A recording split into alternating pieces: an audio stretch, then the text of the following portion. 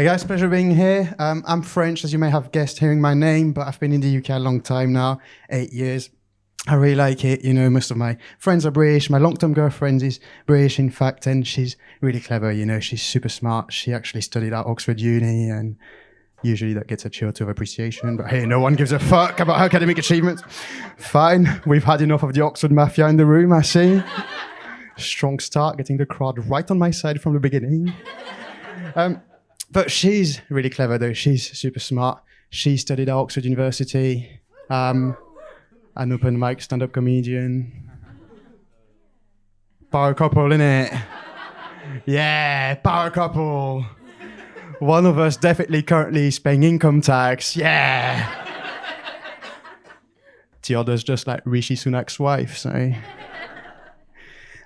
There are cultural differences between France and England that have emerged in the course of our relationship, one of which relates to how my family interacts with her versus how her family interacts with me. So, you know, the first time I introduced her to my French family behaved like all French families would do. They just proceeded to bombard her with questions immediately, as soon as they got the chance. So many questions on so many topics that matter to French people, to form an opinion about her, you know, stuff like, do you like the Queen, Beatles or Rolling Stones? Do you really eat baked beans? Have you ever been on strike? Would you like to go on strike?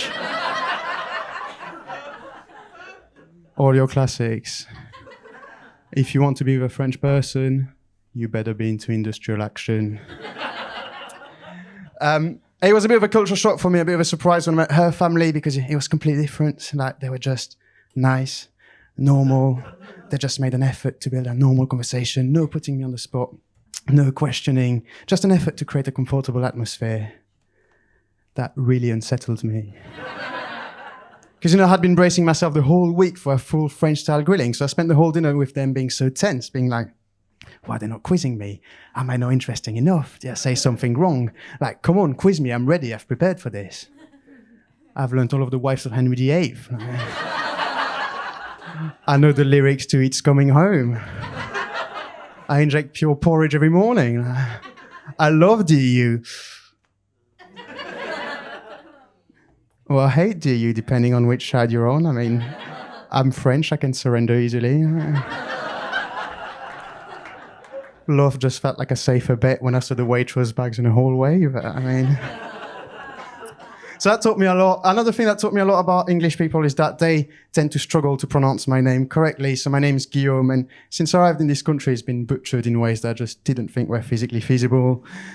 Not least, I should say, by comedy MCs. Not you, though. You're great. I can't afford to be blacklisted here this early in my career.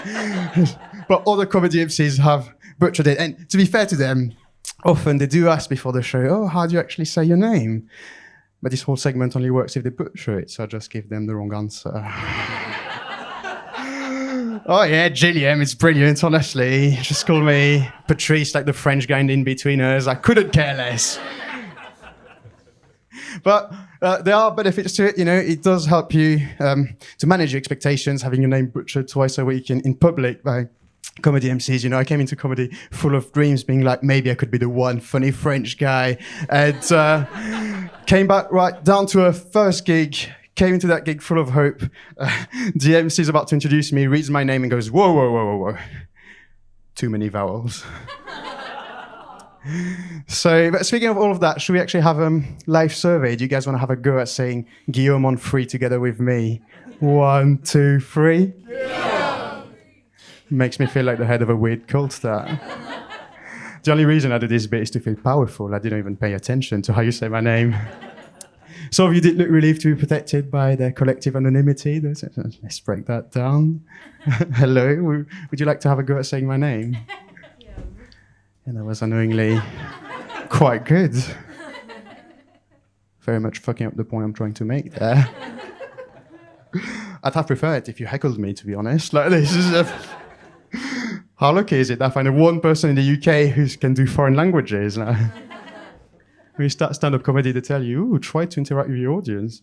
Fuck that, I'm never doing that again. From now on, it's me and my force. But I'll leave you with that. Over time, I realized that it's not that British people are unwilling or unable to say my name correctly. I realized, in fact, that they just are often too polite to ask or are too scared of saying it wrong, and so they just do their absolute best to avoid having to say it at all costs. And you know how I realized that? I realized it 3 months into my relationship with my girlfriend when I noticed she had never said my name out loud once. So if you don't remember it after this set, don't worry about it. I'm used to it.